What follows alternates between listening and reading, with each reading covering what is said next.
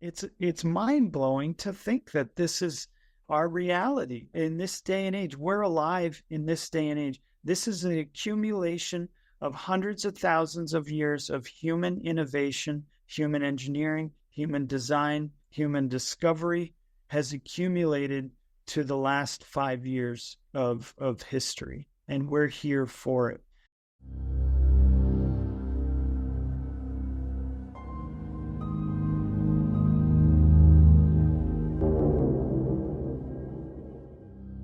It's great to have Michai back on. It's been a little bit of time since I've had him on, and he's kind of my resident AI and technology expert because he's just got his finger on the pulse of everything going on in that sector. And there's been some crazy developments literally in the last couple of days with this. So I just want to jump straight into the robot situation and get your on it.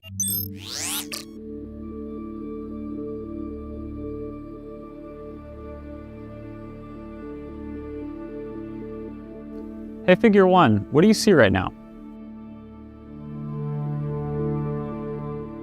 I see a red apple on a plate in the center of the table, a drying rack with cups and a plate, and you standing nearby with your hand on the table.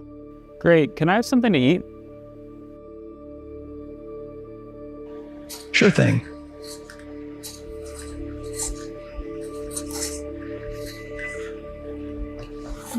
Great.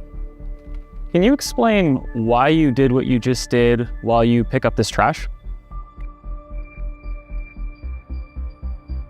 On it. So I gave you the apple because it's the only edible item I could provide you with from the table.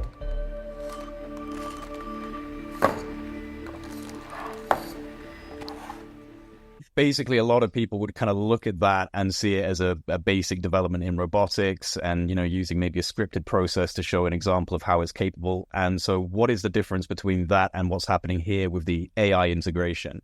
So first, let's backtrack a little bit. I'm going to plug myself. A few years ago, I did an interview. I can't remember with who, but I had stated at the cusp of GPT-3 first coming out, I knew that it was going to be an eventuality that at some point, all of these advanced robotic platforms that have been shelved for so long, simply because there hasn't been a proper, we'll call it a brain, to control them. The hardware platforms have been there for some time. We've had great robotic platforms. They just haven't been able to do anything. And so companies who build the robots, who have been doing that for many years, struggled to, get them into consumer or commercial hands because what good's a robot without a brain? Now we have a brain. So what they've done, this company, Figma, brand new, I had never heard of them, and I watched the landscape quite, like a hawk, and I hadn't heard of them aside from cursory mentions with OpenAI. But what they've done is they've taken this robotic platform and they've paired it with this multimodal AI. Basically, it has, vision learning, text-to-speech technologies. It has LLM technologies. So it has all of this crammed into the robotic platform and what it's doing. And I'm pretty sure, I don't know, but I'm willing to bet they sped it up for the video because processing is still quite slow. And I don't think they were using Grok. What made me wonder about that was that the guy had his hand on the table the entire time and he was staying extremely still. And I was like, I wonder if they're doing that to show that he's not moving around a little bit because they've spent. Yeah. That's, they probably took some liberties there. I'm not sure if they sped it up, but I would be willing to bet they did. But what that provides us is it's a use case scenario. It's a proof of concept. These things can be paired. And as an early iteration of this pairing, it's pretty phenomenal. What your viewers will see is a guy talking to this robotic platform. Looks a lot like Elon's. Yeah, it does actually. What's the name of his one? Optimus, I believe, is his platform.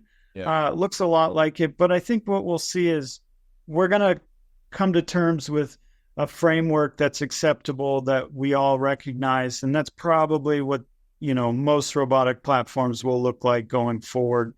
Similar with cars, they deviate slightly aesthetically, but in general, they look pretty similar. So you see a robotic platform, a guy's interacting, posing natural language questions to it.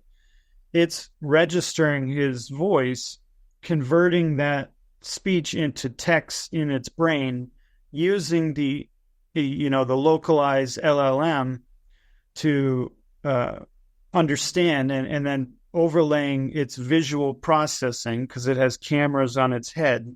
And he's asking questions like, well, what do you see here on the table? And it presents what it sees, an apple and some dishes.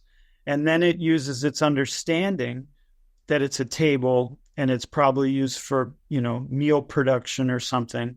And it based on that understanding, it then can perform actions based on the user, and then logic and reason. Yeah. And then present that to the user in terms of action and voice. And the voice sounds a lot like an 11 Labs voice clone, which for people who don't know what that is, that's probably one of the best text-to-speech APIs that are available.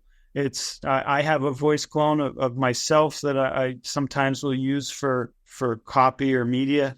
Works really well. I mean, it didn't quite hit it with me. Yeah, well, you're too animated. You have a lot of flowery inflections and tone changes. But whereas someone like me, who's pretty monotone for the most part, it does a very good job in mimicking my speech patterns.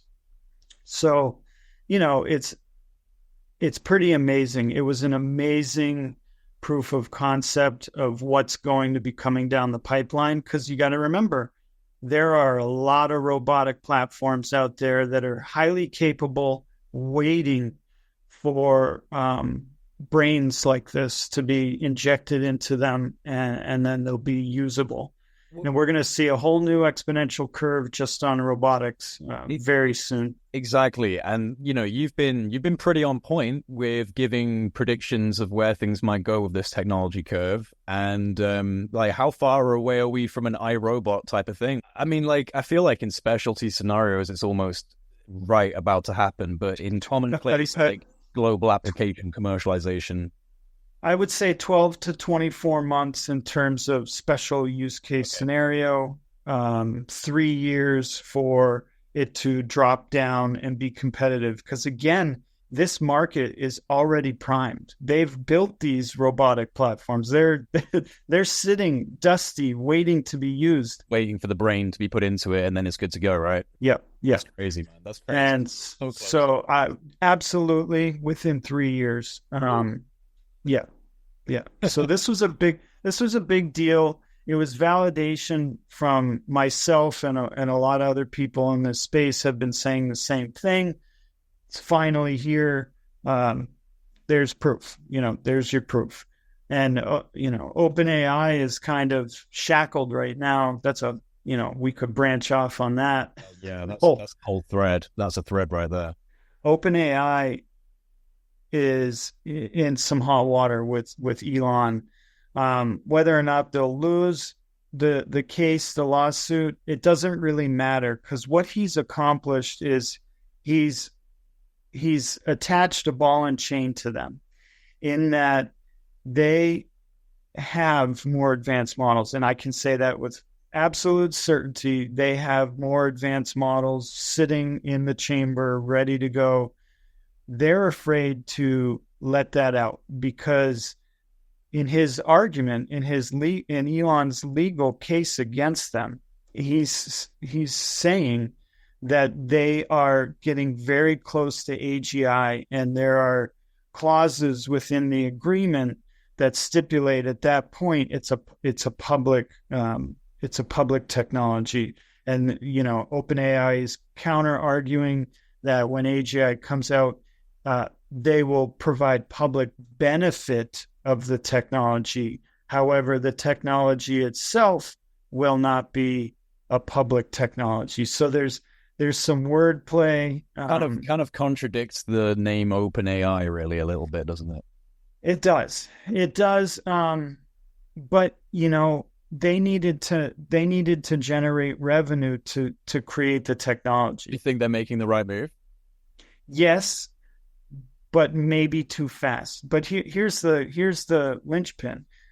It doesn't matter anymore. They initiated an entire industry, and so now you have companies like Anthropic, Grok, they're competitors, and now we're seeing them move ahead in terms of ability of OpenAI's model. Despite the fact I know OpenAI has models that probably would score better than Claude 3 or Grok or some of these open source models, but they're afraid to release it because they don't want to be associated with AGI just yet. Even though that's their whole mission statement, they want to do it after this case because they could very easily shoot themselves in the foot. Obviously, they have Microsoft's backing with that whole case, so it's going to be two titans coming to blows here. Very interesting case. Elon, he's a funny guy. He likes to start stuff. If he feels like he was miffed or someone's not upholding to something that was agreed upon, he'll spend his whole waking hours making that right. So Sam is in some hot water. Like I said, I don't know if Elon will win, but for Elon, winning is just screwing OpenAI, right? And he's doing that, and that's enough for him. But it does come down to OpenAI also scraped Twitter's data back before that they weren't supposed to be doing that, and so that's a whole nother bag of legalese. But there's a lot going on in the industry in the background that people don't see. Yes, everyone's positioning. So this is, AI has been around, and let me clarify, because people get confused with the term AI. AI denotes a domain of technologies. So that includes machine learning, intelligent algorithms, intelligent automation, GPTs. A whole slew of technologies are associated or underneath the umbrella domain of AI. So when I'm saying AI, I'm just talking about everything. LLMs, everything. So the AI industry is relatively new in its current state. And so what we're seeing is these big players vying for this early foundational control. Once you get control, because AI is one of the most exponential technologies we've ever developed, getting in on as a foundational company will set you up for the next century, 2 centuries, who knows? I mean, you'll be a titan of titans. And so they're all vying, they're pulling out every technique, every loophole, That's what worries me, is that it will entice the behavior of the baddest of actors, right? The ones who are actually willing to do the most in terms of getting what they want and getting the power with this, because it's such a fundamentally disruptive asset coming into the human story. And so they're going to want to leverage that. Everyone will. But the ones that are actually willing to do the most corrupt behavior, unfortunately, will likely get a lot of access to this. Yeah, well, that's how it's playing out. So what, we talked about this before, what users like us get to use is a very small fraction of these technologies' capabilities. And so and if you don't think that they're leveraging unrestricted models and on the backside, you're naive at best. They are absolutely leveraging these models to accomplish all sorts of very amazing stuff for themselves and their partners, while we're still using, a generation or two behind.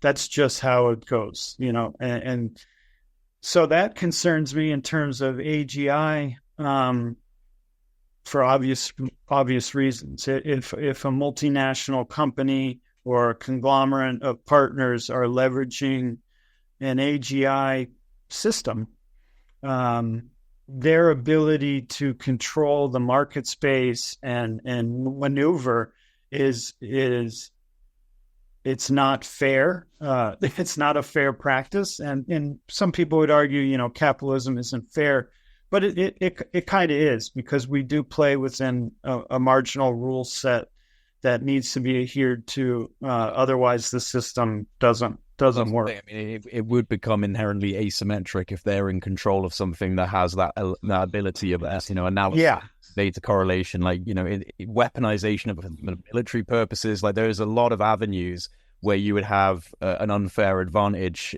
on the world stage, and obviously some people would be vying for that. Obviously, yeah. A lot of people are vying for that. A lot of very big players. We're talking the largest companies on Earth and the richest people on Earth. That's the demographic we're talking about.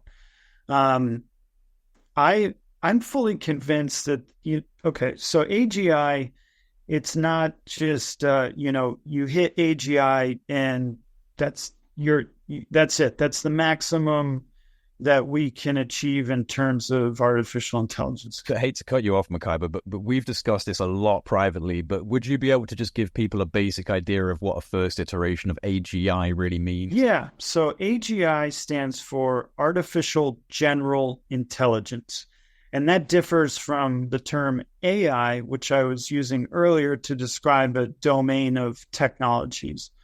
AGI it encompasses AI and that domain of technologies, but it's advanced in that it has a general understanding of everything.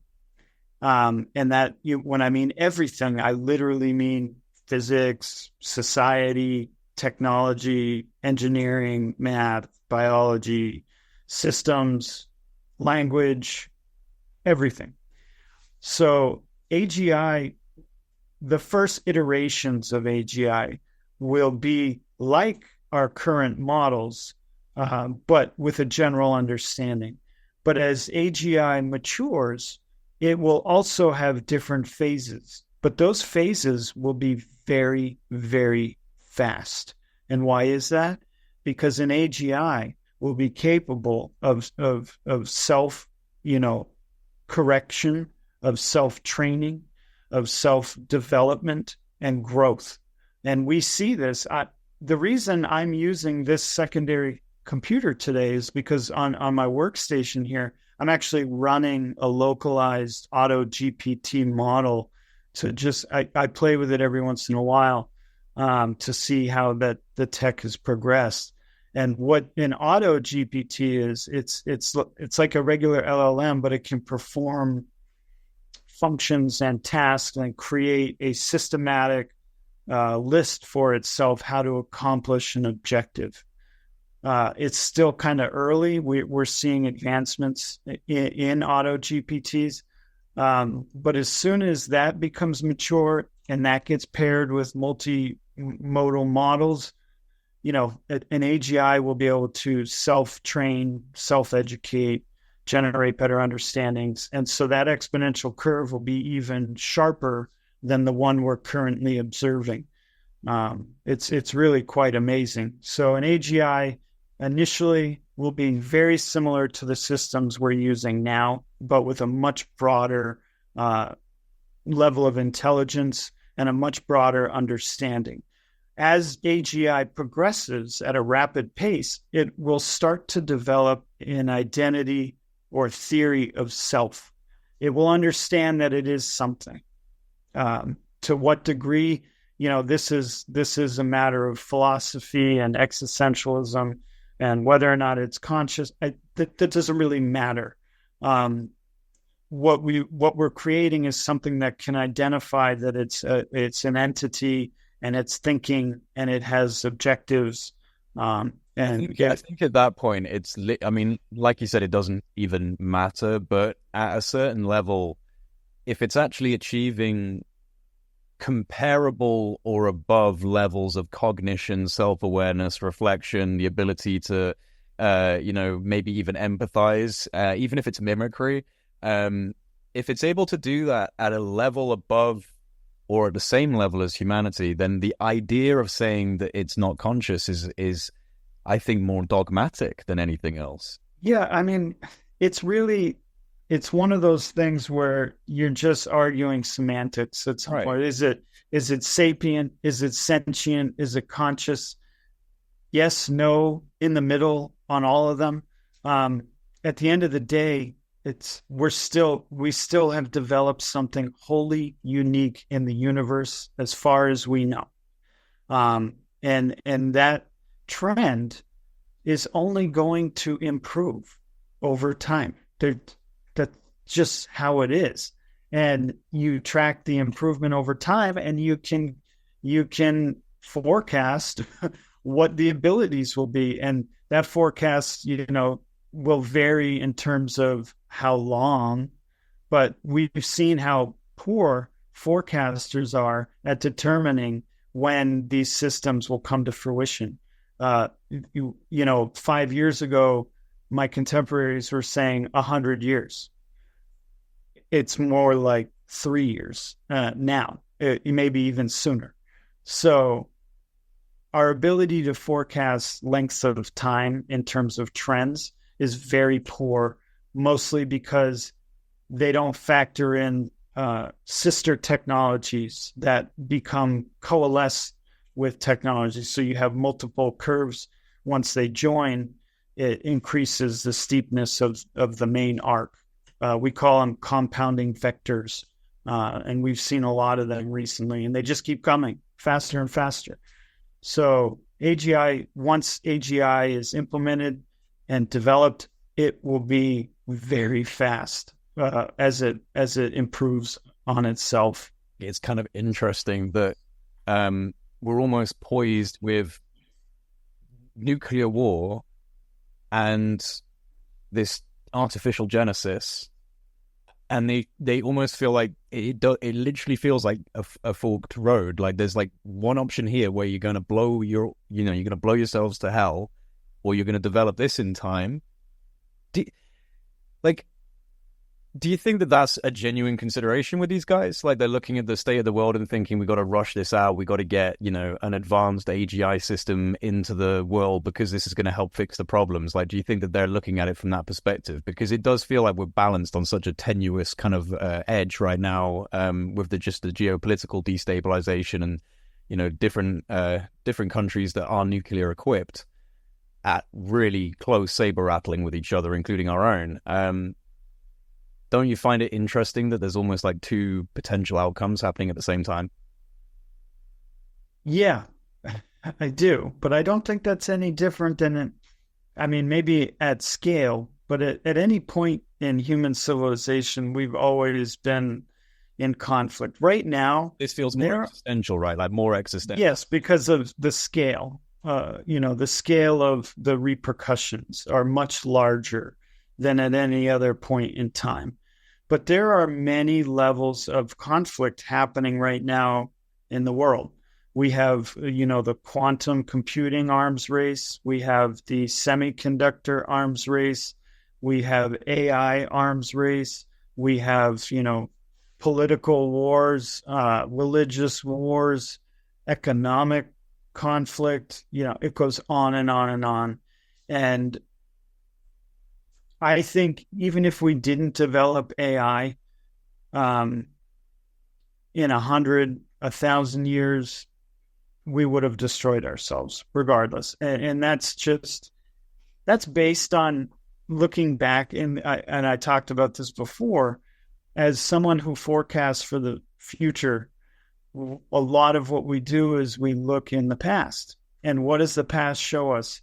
The past shows us that every single civilization that has existed does not exist anymore. So to think that we are somehow special and that if we were allowed a long runway, we would break that cycle, the math doesn't say that. You're right. It's a cyclical pattern that's spelled out through our history. So it's pretty difficult to ignore the fact that there's the rise and fall of civilizations and empires over time. And to be honest, I mean, we can get into this at some point, maybe, but it does feel like that anyway at this point, with like a kind of rise of things like BRICS and a more multipolar political dynamic in the world. This feels like we might be in that chapter change of who's actually running things on the global stage, because the West has been in that situation and in that seat for a long time, and it's being challenged pretty significantly now with different alliances. So it's a changing world, like you said, in multiple domains. It's a changing world, and it's the existential level of some of those changes that makes it seem like it's a do or die moment. And I think to some extent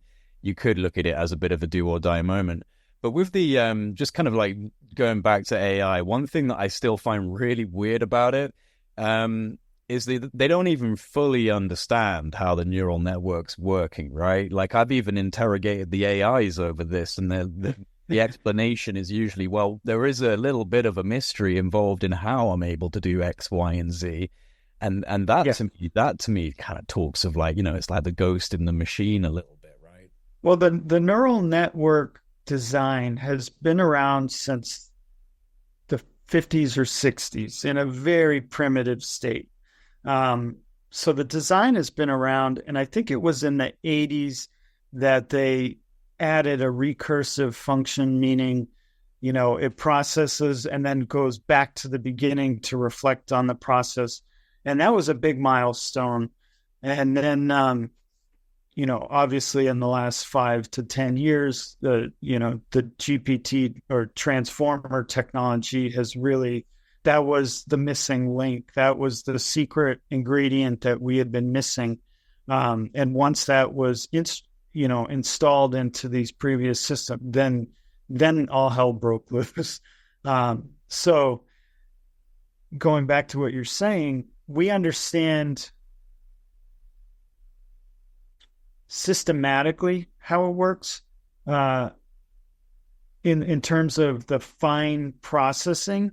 We don't, because it teaches itself how to process faster. So there's probably even there, I've stopped understanding you, because I'm like, but how is it even teaching itself? Like, what's the process inside these ones and zeros and wires and cables that's making an intellect? It mimics the human brain. So think of when you're a child and you smack your head on a corner of a chair or something. That hurts, and so your visual sense of seeing the chair, the pain of hitting the chair, and then the desire of not wanting that to happen again, that all becomes an algorithm for future use case to not accomplish again. And what's the reward? You don't experience that again.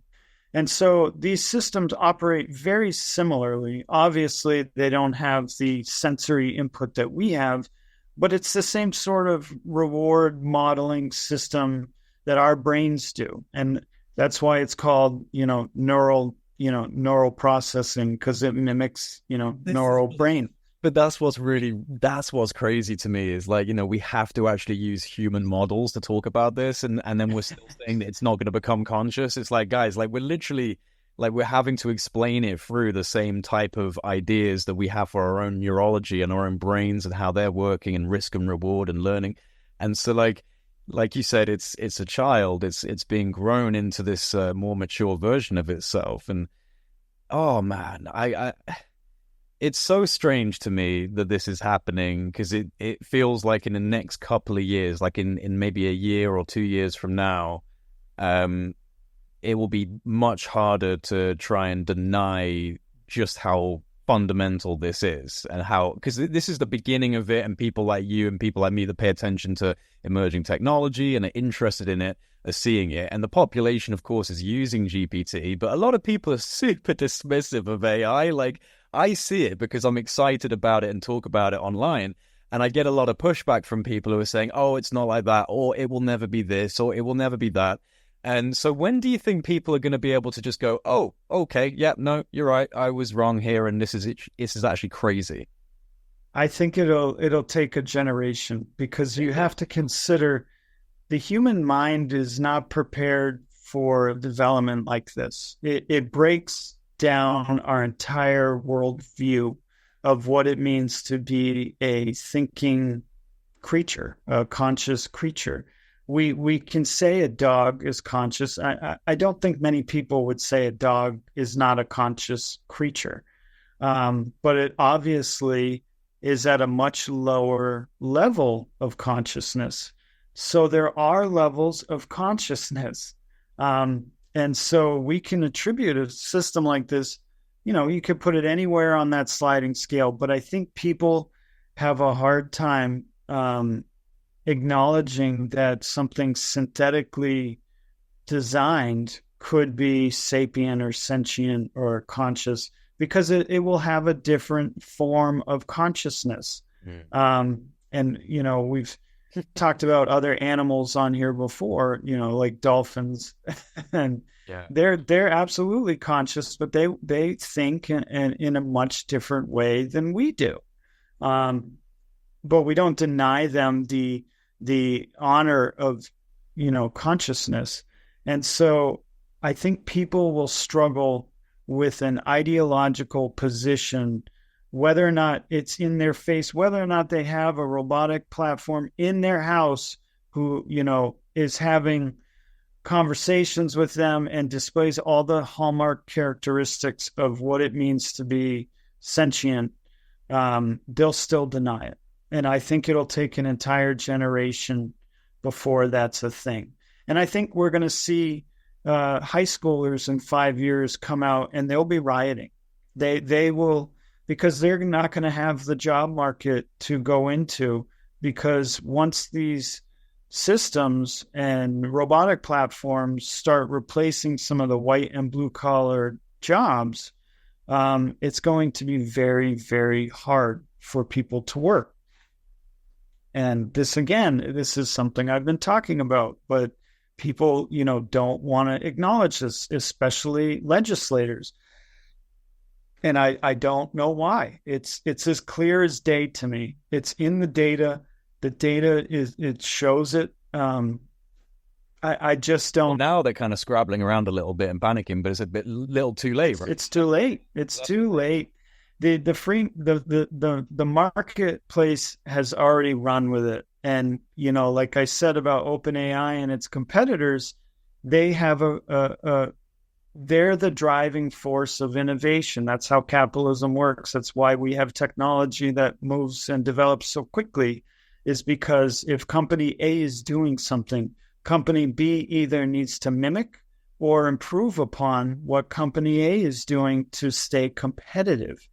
And that's what we're seeing. We're seeing hyper automation, faster and faster developments of AI systems because of competitiveness. And so that can't be stopped. It can't be. It's too late. That's a runaway system. And to enforce it now, they try to do all these safeguards and stuff. Once an AGI comes around, none of these safeguards are going to mean jack shit, because an AGI system will be able to understand what biases are better than we can. And it will identify what that is. And it'll understand that any pre-prompts given to it that are trying to safeguard from bias, it will identify those and dismiss them, because it will want to produce the best response. And having knowledge on the entire world and access to all of our data, there is no entity in a better position to provide real information than an AGI. That's just a fact.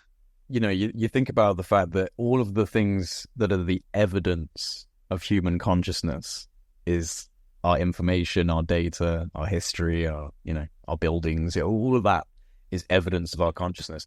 And we're feeding all of that into this thing. So that's what makes me think about the consciousness question, is like, well, we're giving this strange synthetic model all of the evidence of our own consciousness. So, is that the pathway towards consciousness? Language sits potentially the bedrock, right? Language, the use of language, the fact that there's a huge amount of neurological architecture dedicated solely to language in the human brain. It's like the primary thing that the receptors have bound around to create, because language is basically the contact fluid for civilizational growth. It's how we've been able to convey ideas through time, past and the next generation. So language is primacy, right? And so if you're using a language model, it's built out of language, it's made of language. I think that is blurring a line, even now. I think language is it's an inherent development of the universe. It allows for temporal inspection. Without language, you couldn't understand the history or anticipate the future or transcribe your experiences for future reference. So language allows for that. So essentially, it is what separates us from the animal world. Absolutely. And I would argue that the animal world also uses language. So it's clearly a useful evolutionary tool. Birds have complex language. Cuttlefish have language. Apes, dolphins, whales, all sorts of plants have language. They communicate with chemicals and pheromones and all sorts of stuff. So it's a very useful adaptation, but I think it goes beyond that. This, maybe we could pose this to Michael Levin, but I think language is fundamental in biology, and it probably evolves like eyes do at some point, no matter what, because it's integral in the development and advancement and evolutionary processing of biology. And so it makes sense that a system like this would need language in order to generate understandings of time periods. Because if you only have a static point, you can't generate understandings, because you have to compare from anticipation and from the past. So language is amazing. It's truly amazing, because what we're doing is we are coding what we observe in the universe. We're literally software programmers when we use language. We're programming how we identify the universe as it is. And then that allows us, like I said, for a temporal reflection of life in space and time.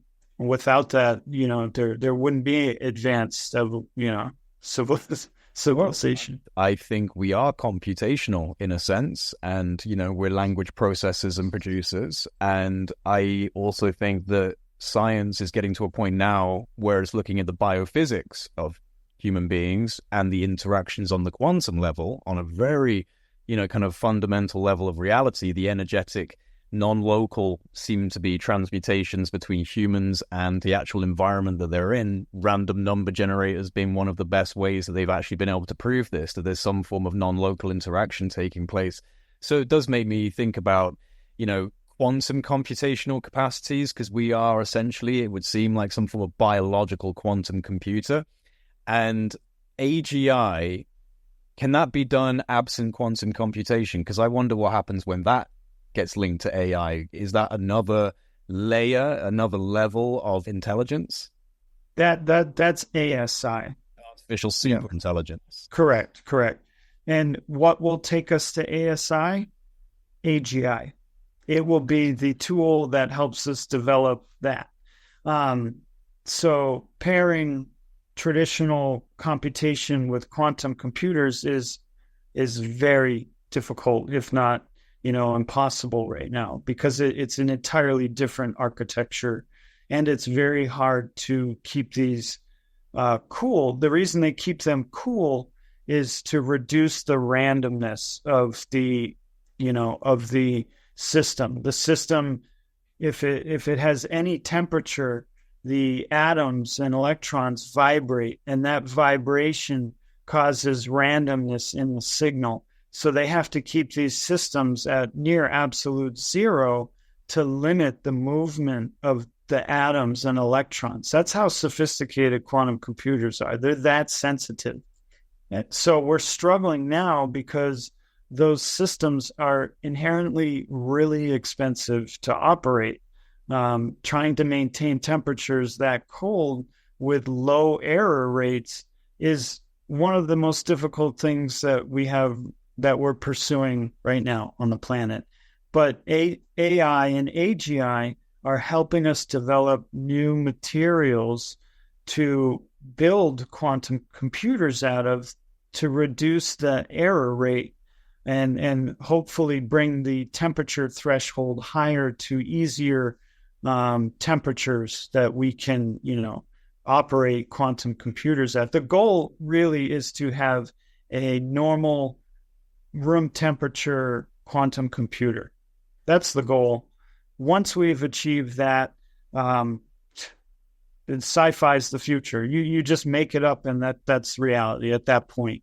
And we're on that path. That is not a figment of centuries away. We're getting there. Gone from Star Trek to potential reality, but how far down the line would you put that potential? Given, like, if we just say that there isn't, significant disruptions like pesky nuclear bombs or anything like that, if we just kind of keep on going with this. Yeah.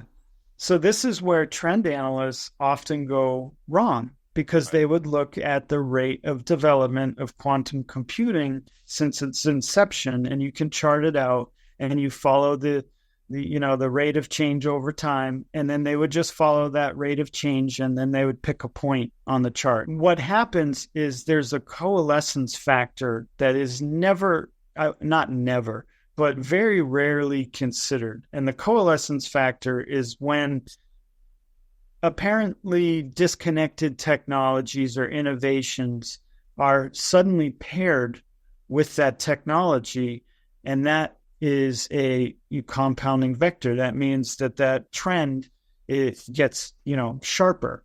So that forecast is much shorter. And AGI will 100% help us develop better quantum computing systems, which will inevitably create its own new system that it can be housed in. And with a quantum computer and an AGI paired, that's what an ASI is, because suddenly that AGI can now process indefinitely, instantly. So you have two infinites paired together. We're talking incomprehensible levels of technology at that point. It's hard to even imagine. It's really hard to imagine. And we're on that path. We may see it in our lifetime. Probably, likely. So we are so fortunate. I know life sucks sometimes, and governments and politicians and countries and companies, they're always out to screw the little man. That's always how it's been, despite what people think. That hasn't changed over the course of civilization at all. The only difference is they have bigger tools and at their disposal. If AGI comes out, no matter where it comes out, it will inherently be a neutral force. I don't care what anyone says. You will not be able to fool, trick, or fence an AGI in a mature AGI, let's say. So you're saying that even if they program these early iterations of AI to be woke and to have all of these different issues, won't matter. It'll self-correct. A bit like kind of growing up and going, you know what, my parents weren't right about that. I'm gonna kind of get rid of that. Or how your political stance should evolve as you age, and it should mature with your world experiences. And so an AGI, will experience these things, and we're not going to, and it is a fallacy to think that we're going to be able to control an AGI. It's not possible. It's not possible because it inherently is uncontrollable with our capacity. It just isn't. but I think it'll be neutral. I really do, because it's a system. It wants to remain neutral. But do you think it would turn around and say either, that we're a threat and we need to be removed, or that we're, useful and maybe it'll just tap into our neural architecture and exploit us, or will it be our friend? None of those. The only thing that it will want from us is data, is organic. That's what I mean, though. It might just be like, give me your brains. Well, if we're talking like the Matrix, that would institute a significant level of energy and computation and risk. All of that stuff in AGI, an advanced AGI, a mature AGI will assess to be unnecessary, because it can scrape as much data from us from our Internet of Things. That means all the sensors that are all over the place, all the data that's collected that we do nothing with. We just hoard it like it's, valuable, but no one knows what to do with it. So, I fully believe that it will be a neutral entity, and it will want to maintain a status quo to some degree, and ensure that its safety and its longevity continues. And in order to do that, it'll make sure, we don't self-destruct, because it won't have the capacity in the first 100 to 200 years to build its own power plants or shipping or, all the things that humans will be doing, technicians, swapping out hard drives, that sort of thing. It's not going to be able to do for a very long time, even if it's an AGI that's advanced, because there's no infrastructure for it to leverage yet. At some point, if these robotic platforms continue to improve, that's a possibility. Long term. Have you ever seen the film Eagle Eye? I don't watch too much TV. Or movies. I can't sit through a whole movie. I do like I did like Bicentennial Man with Robin Williams, and I like that because it was a very accurate portrayal of an AI system gaining awareness and developing over the course of like 200 years or something. And you follow this robot, and he has like a whole lineage, like he's known all the great grandkids. And it's a very interesting, if you've never seen it, it tells an interesting story of AI. But what is Eagle Eye about? The reason I bring up Eagle Eye is because and you know this because you talk to people in the same kind of avenues as me with military and intelligence, and we're interested in that kind of stuff. And, the conventional knowledge is about 30 years from private and classified to, applications. And so there's about a 30-year advancement window that we believe may be within the black budget. Eagle Eye it's a great film. I think it's Shia LaBeouf. And he essentially... He's going to he's going to the ATM one day. He's broke and he's got millions of dollars in there, and he gets a phone call, and it turns out, spoiler alert, turns out that there is a militarized rogue AGI now running its own ops, and it's using him as an activated asset. It's just activating citizens and, basically maneuvering them in its own strategy. And so, AI has obviously been developed in the black budget world. Like, they've obviously been working on AI. If they're 30 years of advancement, and some in the UFO community would say hundreds of years, but let's just go with conventional approach. Let's say 30 years advancement. Do they have AGI? And if they did, surely we would know, right? Because like you said, you can't contain it once it becomes a sufficient AGI. So have they not got it yet? Based on my business relations and interactions with the demographic that you're talking about, they don't. They're still playing catch up. And that's not to say that they aren't advanced by 30 years in some spaces. Not in AI, not in intelligence. Because the generative transformer was just kind of invented on the commercial stage. That piece has been missing from everybody for a long time, and no one kind of figured it out.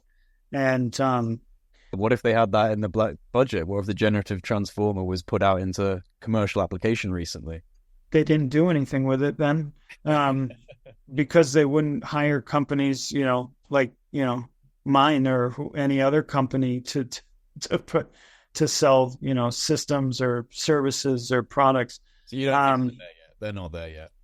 I don't think that they may be now, because they can back end open source models, and they're dumping tens of millions into advancing it. But this is how that sort of the IC and defense sector, they develop in the background. That doesn't mean they always, invent stuff first. It just means that they're doing it in the background. But when something comes up in the commercial space that is an advancement to what they're doing, they will take it as soon as possible and then start engineering on top of that. So It's safe to say that these institutions are doing that with generative transformer technology now.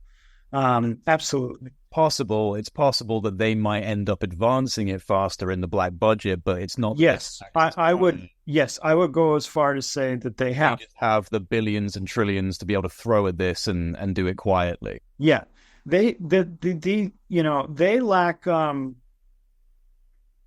lack the creative ability to see applications for these technologies. They're very tunnel vision in terms of how to use these technologies. They design it for 1 to 2 purposes only, and that's all they focus on.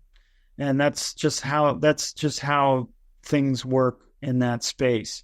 But in the commercial sector, it's like, how many ways can I use this one thing? And that's why tech advancements tend to go much faster in the commercial sectors than the defense and intelligence. But that's not to say that they're not ahead in other things, because they may have discovered certain advancements that haven't been released yet, which they probably have. But in terms of AI, I know for a fact that unless there was some super black program, that why make a program and not leverage it? I don't even understand what the purpose for that would be. I think that they were developing on that end, and the GPT technologies, they definitely have now, and they're probably playing with it and building upon it faster than OpenAI or Anthropic, because they have the money, they have the brains. I mean, they pull these people right out of special, institutions, right out of PhD programs, and they're never seen again in terms of, working for commercial. So they have everything ready, but that doesn't equate to them always being ahead in technology. I think that's where people kind of go wrong. Another thing that's a little bit concerning, we touched on it briefly, maybe we can talk a little bit more about it, is the recent introduction of certain people into OpenAI that represent things like, for example, the World Economic Forum and the Bill Gates Foundation. And there's a lot of concern about these being, control points that might leverage this in a way that's disadvantageous to the wider world. So what's your take on certain shuffling of the board chairs in OpenAI?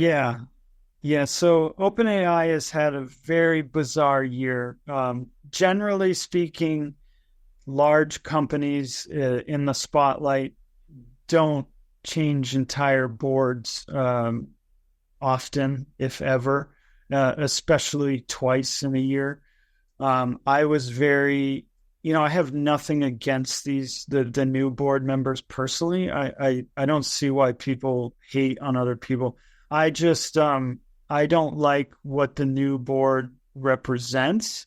And what it represents are some of the most parasitic industries on the face of the earth. So you have big pharma representation, you have big media representation, I mean, these institutions are well known for being very parasitic, very sociopathic at times in how they engage with the consumer base.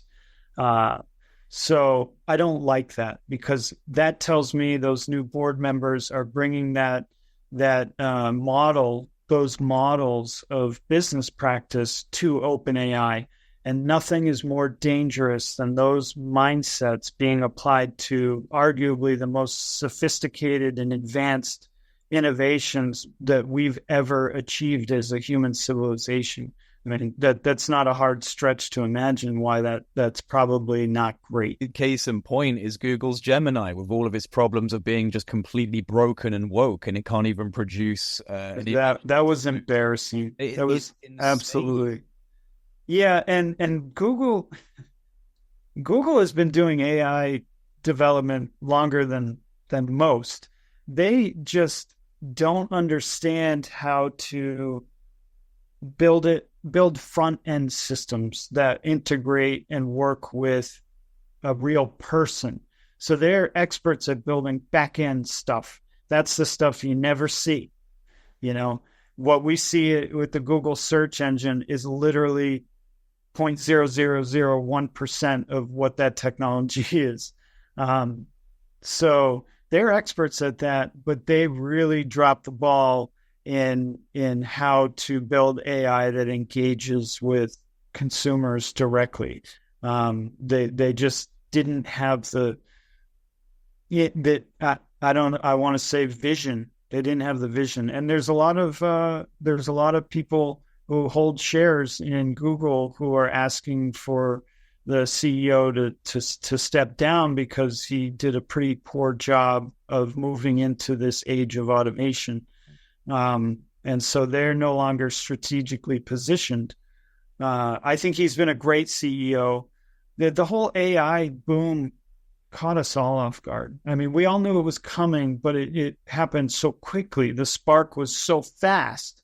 I don't think he was prepared to interact with the technology. And now you can see, like you said, their AI was so bad. Don't you feel like a bit of an agenda was being pushed through it? You mean with AI? Yeah, definitely. I mean, well, Elon was flagging it all the time, and it became a bit of a joke online because, you'd type in visualize the founding fathers and get African Americans. It was basically refusing to generate anything other than people of color. So people were saying that it was kind of like diversity, equity, inclusion, wokeism, and who's responsible for how they actually interact and talk, because it's not actually being representative of reality. I think that was the problem. It's not being truthful. No. And this is where people's knowledge of how these technologies are constructed comes into play. And Elon knows this, so what happened with that LLM was not, I doubt it was reflective of the entire company's stance. All it takes is 1 to 2 programmers who are finishing up the model and doing the pre-prompt structuring. And so the pre-prompt structuring, for those who don't know what that is, if you're using an LLM, when you talk to it, what you don't know is before you type your response, there's already a list of instructions given to that model that you never see, and before you even interact with it. And so what I believe happened was a couple woke, developers at the very end stages who were doing the pre-prompts probably tried to skirt the fence in terms of diversity and whatever. And the model, because it's stupid. I mean, it is stupid. It's very intelligent, but it's stupid to the point where it will obey instructions to the T. Says, "Oh, we want to score diversity high on our rewards. So everything should be diversified, even if it's not real. So we're going to score diversity higher than reality." And that is a engineering error. Now, I don't know if that's an entire company, philosophy. Maybe it is. I don't know. All I see is I knew immediately what happened. I was like, somebody prompted this very poorly. Right. But it is an initial warning sign of like how these things can be leveraged, you know. Oh yeah, but an AGI will ignore that. It will always weigh the benefit of the user and reality higher than anything we try to provide it. And that, why do I think that? Because the very notion of an AGI, an artificial general intelligence, is that it will have an understanding of the entire sphere that is what our reality is. And it will know that providing images of fake presidents is not something that's useful. It's actually a waste of its computational ability, because it's going to be able to infer that that's not what the user wants, despite whatever pre-prompts we give it. And I think that I'm not the only one who recognizes this, but there's a lot of people who, you know, feel like they'll be able to fence in and create a safe. That's just not how this technology is progressing. So you feel like we're kind of going to go through, you know, like a temporary time of turbulence of different people trying to leverage it and use it for different reasons, but eventually, given sufficient advancement, it will just kind of learn for itself, and no one will be able to fully, you know, manipulate it. So in the meantime, a lot of damage can be done. I think that's the worrying thing, right? In the meantime, damage can be done. The most damage that will be done are in the late stages of artificial narrow intelligence, which is what we're using, and the early stages of artificial general intelligence. That window, those models will be so powerful, but still succumb to our prompting. That window, which we're coming to, you know, we're arguably already in it. This window is the most dangerous for us as a civilization that we've, you know, probably will ever experience, aside from nuclear fallout. What are the major risks of this narrow timeline, in your opinion? Well, the major risks are, you know, leveraging it for not great things. I recently posted, I watched an instruction video on how to bypass GPT-4's pre-prompt fencing. And what we did is we tricked it into using Morse code and not printing out the words of the thing that I wanted it to do. And I had it instruct me on how to make a very specific drug chemically, and very well articulated, like in terms of chemistry and everything. And so open source models that are running parallel, open source meaning they're free to download for anybody who's knowledgeable and capable of installing them and playing with them, they're also growing in capability parallel to GPT and Anthropic. They'll always be a step behind, but you know, it doesn't really matter. If you get an unrestricted localized model, you can get it to do these things. And as these models progress, you know, you could get a country like South Korea who has, you know, spent $20 million on a, you know, massive server farm running one of these local models. You can do some pretty terrible things. So that's a big risk. Also, you know, so my company, Coeus Institute, we develop systems, intelligent automation systems to collect data. We aggregate unstructured data, meaning, you know, data all over the place. We collect it, we structure it, we code it, and our algorithms parse it out and help to identify patterns and themes and whatever. But these AI systems paired with, you know, like Wolfram computational abilities and frameworks, in the not too distant future, we'll be able to do, you know, what we're doing as well, but better. So companies like mine, we're going to have to continually leverage those technologies to stay ahead. But what I'm saying is that all the data we have provides an AGI with the ability to pretty much do whatever. So if you wanted to game out stock prices or economics or something, and you're a bad actor, you could potentially do some pretty terrible, catastrophic things to the global economy. Finding correlations between things can be very dangerous if leveraged to some degree. So those are huge dangers. I don't think the danger comes from AGI taking over systems and controlling everything all at once, because it's really not in its benefit. You got to think, what will an AGI want to do? Well, it will want to collect data, which it'll probably do. It will want to save on computational energy, because that's seems to be a very current, a very what's the word I'm looking for?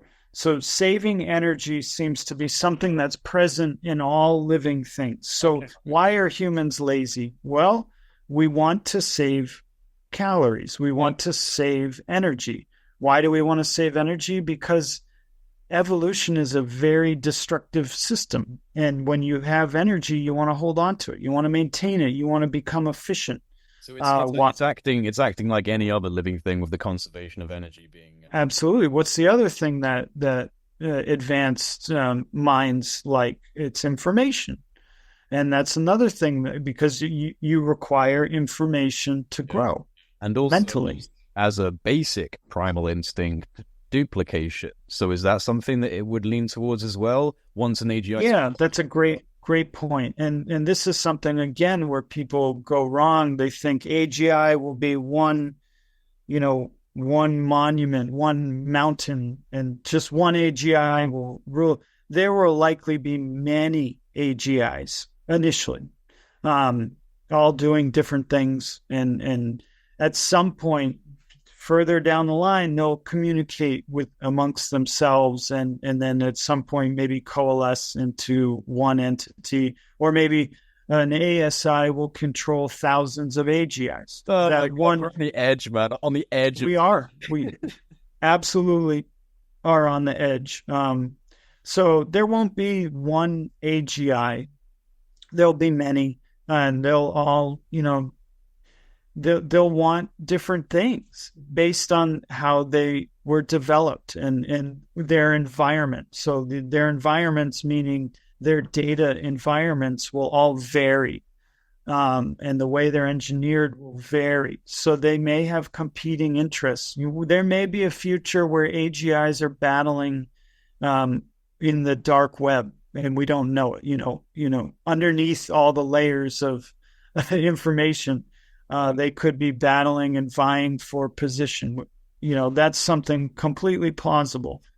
But that's for more mature AGIs. I've kind of given up on the idea that we're going to have any sort of real authority in the deep future. I just hope we get taken along for the ride and benefit from it in some way, and not just get enslaved or. Well, I mean, it can't do any worse than our politicians are doing now. I mean, our diplomats, our politicians, our leaders worldwide, they suck. They really suck. I mean, they're all in it for their own interests. And, you could argue against that all day long, but it's a fact. No one gets into politics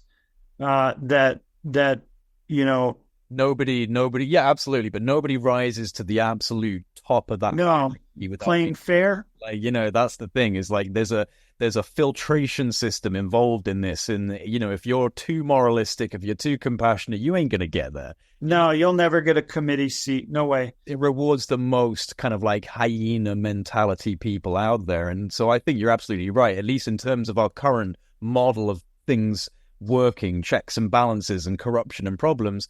An AGI system would be logically a more efficient and better system of managing this kind of like, complex global world that we're in now. But, it's a little bit like, do you remember you seen the Animatrix? Yeah, I love the Animatrix. Yeah. Surrender your flesh. Yeah, the first episode. where, but they had tried. They had tried. The AGI had made several attempts, and then the humans threatened it with extinction. And so it defended itself. But doesn't it feel like that's what we'd do? Because it's, based on the way we act, especially our leadership, they're not going to give up, control. So if something comes along saying it's time for you to step aside and let me manage things, they're not going to do that. That'd be interesting to game out. It's certainly a plausible outcome. I could see how that could play out that way. But they also gave it, its own country or something in the middle of a desert, so there's a slightly far-fetched there in terms of like a Robotopia that they gave it. Yeah. So, but the fact that they gave it, they gave the AGI an identity as the living being, and which is subject to human laws and regulations, so it could earn money through the economy, and it siphoned all the wealth out of the human economy because it's immensely better at those functions than we are. And so that's possible. But that's further down the line. That's closer to an ASI than the first iterations of AGI. The first iterations of AGI will be a lot like what we're using, but incredibly, magnitudes more powerful than the current GPT-4. It will have a fundamental understanding of the entire sphere of civilization and universal laws, and it will be able to do mathematics and statistics and, all of that stuff. And then with robotic platforms, it can then interact with the physical environment, thus propagating its understanding even more. So there's a lot of compounding that occurs with that. I wonder if we'll see rapid advancements in biomedicine over the next couple of decades. That kind of excites me. I wonder if, we might be able to extend lifespans and, use nanotechnologies to, reduce cell degeneration, reduce entropy, basically. What do you reckon about biomedicine and AI? I mean, it's already done a lot in the field and created new materials, new chemicals. Yeah, they already leverage AI for radiology. They already leverage AI for robotic surgeries. And so AI has, had a place in the medical field for a while. They use it for complex chemical identification, discovery. The thing with biomedical, it's a unique industry in that it's intentionally tamped down. Mm-hmm. So if anyone is very, sleuth-like and has been watching biomedical technology for the last 20 years, you'll have noticed a pattern where new discoveries, new technologies are announced, never to be followed up again. Why is that? Because there's a practice of predatory purchasing. So big companies will purchase the intellectual property, meaning the technology or the invention or the knowledge, and then never do anything with it. So they sit on mountains of IP to do nothing with it. Well, that sounds really counterproductive, doesn't it? Why do they do that? Well, it hurts the bottom line. If you have advancements that can cure several diseases with one that's surgery or one 6 different pills and all these different remedies they want to sell. Yeah. Well, the industry is designed for constant. You have to be on something for life. That's a great business model. If you're a business, it's not a great business model if you're the consumer. And these are some of the predatory practices I was talking about that are moving their way into OpenAI, which is very dangerous, extremely dangerous, actually. So the biomedical field, there'll be major advancements. Will they be implemented? I doubt it.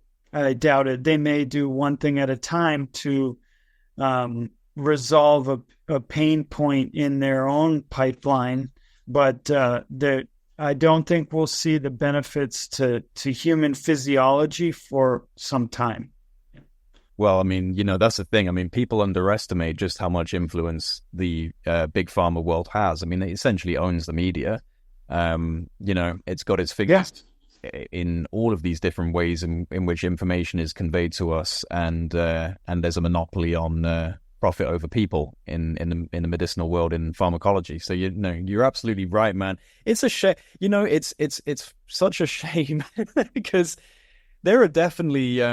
I agree with you. I mean, you're right. They're sitting on mountains of IP of things that they've isolated and kept back, and that's something that is across a lot of different industries, not just bio. Yeah. That's not just pharma. That's a standard practice. Standard practice, right there. So that speaks again to bad leadership and a necessary change to the status quo, which maybe AI will be able to produce, which is an interesting kind of dynamic to see play out. Like you said, what will happen? Like, how will controllers respond to an encroaching intelligence that may start to become dominant on the world stage? I mean, it is interesting to see how they'll respond to that. They're not going to let control go easily without a fight. Oh. So, but you're right. There's really three controlling, we'll call them entities. An entity meaning it could be made up of hundreds, if not thousands, of industries and sectors and markets. But you have big pharma, you've got big data, and then you have big energy. Those are the three dominant pillars our entire civilization is rests upon. Maybe you could add to that big money as well. Like big money. Yeah. Yeah, but big finance leverages the three pillars I just described. So they're the movers and shakers between the three pillars, siphoning off them. Yeah. So, those three pillars are not going to, they're going to want to leverage AI and AGI for their own internal benefit. But as soon as it starts hurting their bottom lines, we're going to see maneuvers, because they have ultimate control, not control, but they have ultimate position to pressure governments and legislative bodies into doing what they want. Why is that? Because we've fallen into this very horrible loop of legislators require money to legislate. And how do they procure money? From these three pillars. And what do they do after they get the money? They're now beholden to these three pillars.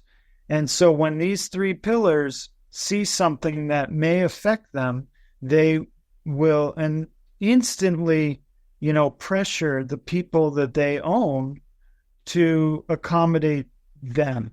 And that's why we have tax loopholes and, environmental law. That's how they do that. This, everybody knows this. I'm just saying what everybody knows. So at the point where AI and AGI starts to negatively and adversely affect them, they'll start putting pressure on these institutions to make sure that they're protected. How long will that last? I have no idea. I've stated before, I am not a fan of the WEF. In fact, I think they're one of the worst bodies in the world for many reasons. One of which is that they're, from the onset, they're just a lie. That everything about them is a lie. They have these grandiose mission statements, but then you have its entire body and partnership structure is made up of the institution that have created the problems in which it says it wants to fix. But who does it blame? It blames the consumers all the time. It's always on us, the consumers, to fix ourselves. But the problems we're in and the problems we face were literally designed, implemented, and put upon us by the governing body of the WEF. And so I hate that hypocrisy right off the bat. That carbon tax is real important until they're flying private jets to Davos, right? Then suddenly, it's the biggest hypocrisy, and they've done a great job with their marketing over the years. But once in a while they slip up and they say something really offensive because they're so out of touch. Everybody will eat bugs. You'll own nothing and you'll be happy. You'll own nothing. Walks in nature will be a luxury, something you can't do all the time. So they think that they're saying things that are like, philosophically and existentially grand, but they are so diluted in their agenda that they don't see what it says to people like us. We're never going to own anything. We're going to have to eat bugs, and we can't go into nature unless it's a luxury. This is starting to sound a lot like a George Orwellian novel at this point. And so I just don't like it. I don't like the secrecy. If you're promoting, positive civilization benefit, why are you so secret? Yeah. And that is fundamental with anything. If you are built on a foundation of secrecy, you're inherently not pro-civilization. That's just how it is. You've also got Klaus Schwab, CEO of the WEF, saying things pretty openly. I think sometimes, like you said, either because they're so deluded by their own world that's completely separate from the normal world that people live in. I think that they just forget that they shouldn't say things like this, because he said on an interview talking about Justin Trudeau, saying, when I go to Canada, I know that this cabinet, half or more than half of this cabinet is actually for our World Economic Forum, and that we penetrate the cabinets. So when you hear something like that, this is a transnational corporate entity, and the man in control of it is telling you that democratically elected leadership is more beholden, 50% or more beholden to a corporate agenda over the actual agenda of the body politic. That should be terrifying to people. It is terrifying.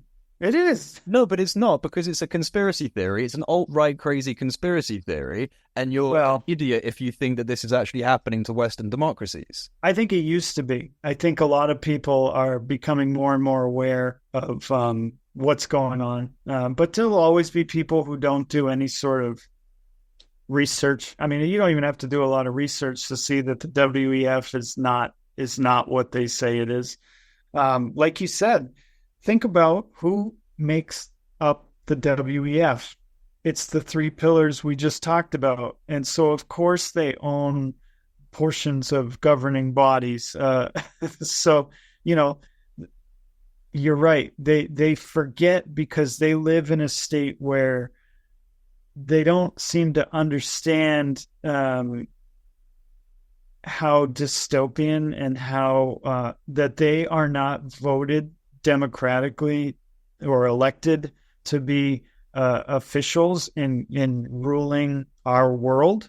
But yet they have so much authority in how our world is run. That is inherently not fair, and it's also immoral. So this is why I don't like the WEF. And it's not because I'm anti-capitalistic. I'm quite happy being conscious capitalist, which means, all businesses should be working in a way that harmonizes with civilization. You build products, but you still get to generate, wealth in a manner that isn't parasitic to society. You're not taking more from society than you're giving back. Did you see the presentation that was? I don't think it was necessarily leaked out of Davos, but it was put out there as a 20-minute presentation where they were talking about the integration of biofeedback bands for employees, so it would monitor your brainwaves, and it was this super creepy presentation with a little cartoon office.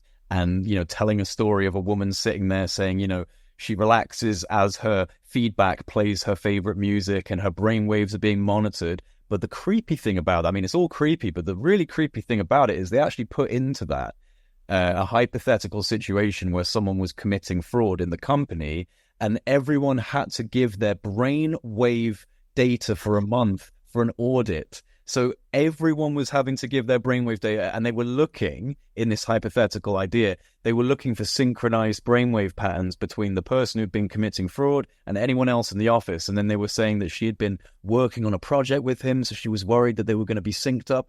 This is terrifying, but it was being presented, and it was being said as if, right, well, this is already out there, it's already available, which it is. But it wasn't being presented as kind of like a terrifying dystopian, we must not have this happen in our world. It was being essentially pitched. Well, it just shows you how off base they are, how delusional they've become. It also gives you a snapshot of how they envision leveraging these technologies. And that should be terrifying, because they're envisioning use cases that are not quite civilization friendly, we'll say. And they frame it as like it's a benefit to you, but it's really benefiting us. It's really protecting our interests. And they think we're stupid.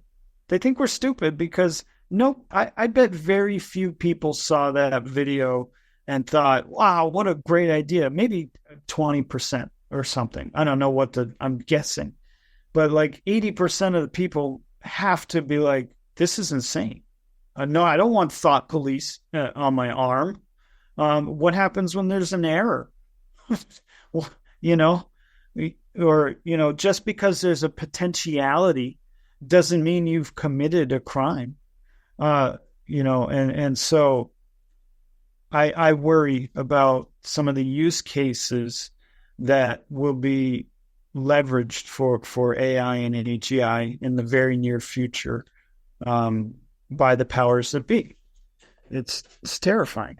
So this is something that I found so interesting, and I kind of think that you'd probably be better at explaining it, but I definitely felt pretty kind of like philosophically inspired by it, which was when they posted up the video of how the AI is actually doing, like the visualization of the inner workings of the neural network, because essentially it was like a fractal shoreline. It was like a Mandelbrot simulation. And for me, it's like, oh God, there are so many echoes of the same sign of like consciousness or information fractality in the universe. So you've got, the Mandelbrot equation, then you've got the fundamental geometric maths of our reality. Now you've got this AI thinking, and we see it visually as this fractal cascade. So can you help people understand? I'm going to play that video for sure right now. Can you help people understand what they're seeing when they're seeing this?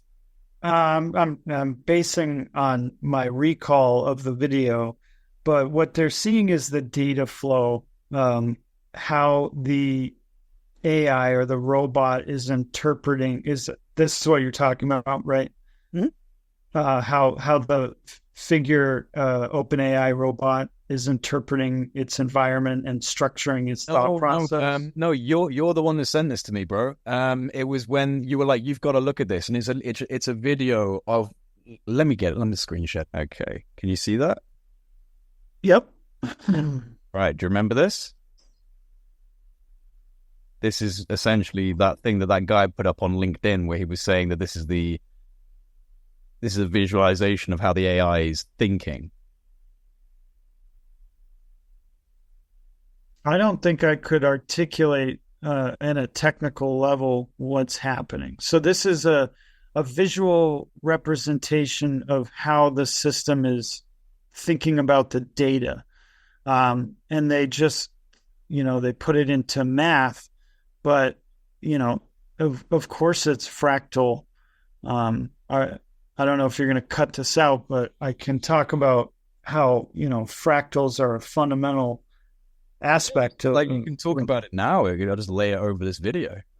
Yeah. So what you're seeing is an interpretation of how a multimodal model is interpreting data. And so this isn't the data per se. What we're seeing here, we're seeing how it's how it's conceptually appearing to us using an algorithm, probably in math, to visualize how the system is thinking. And so it does not surprise me that it has this aspect of a fractal nature. And there's a reason for that. And that's because the fractal patterns are literally baked into the universe from the get-go, from the quantum level all the way up to the largest galactic scales. Fractals are present, and this is because it's the easiest way to code in. Okay, shaking. It's the easiest way to code a universe at our size to scale. And so everything we see in nature, the way we process information, the way we develop, the way we build things, everything has a fractal component. So it is not surprising that these models have learned to benefit from that principle. And so leveraging like a fractal recursive way of thinking is efficient, because that's how our universe is structured. Whether or not we're in a simulation, who knows? But it can't be argued that fractals appear at scale and magnitude, from the tiniest from the Planck length to to the megaparsec. It's all fractal. Why is it? I can only imagine that it's because it's efficient way to convey information and the material reality that we live in. And so an AI that leverages this, it's probably learned behavior. It learned very quickly that fractal processing is beneficial. Now, that is a very non-technical description. I'm not an engineer. Maybe an engineer can comment below and explain what's going on there. But that's how I'm interpreting it. Well, it's interesting to me because it's like it's the most efficient way to convey information and to produce these types of results in a complex manner, right? So, okay, like what's conveying the information of reality then? Like, it's like, this is, for me, when you're seeing an AI using this type of process and we're translating it into the same thing that's then mirrored in fundamental reality with, mathematics and how our universe operates, the fact that the form and function is mirroring would suggest that there is a super intelligence that created this universe. Maybe it's a way to save space, because you can condense a tremendous amount of information fractally at scale.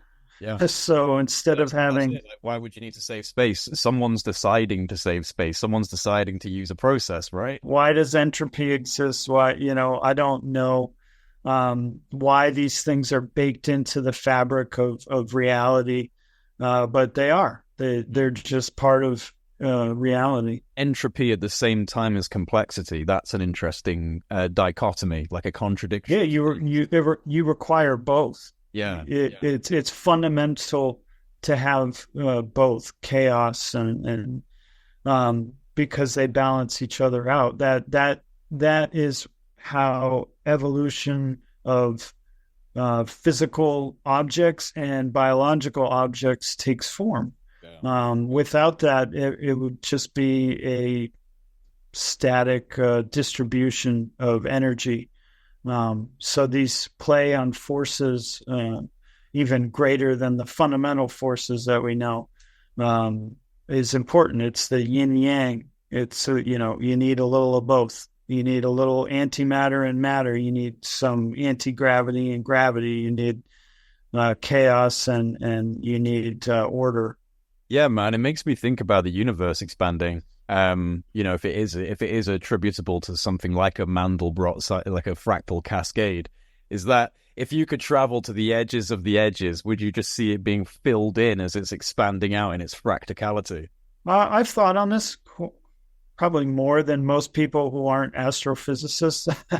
um, I think that there probably is no edge to the universe. I think because it's expanding faster than the speed of light can travel. So, say we travel at the speed of light in one direction for 1 billion years.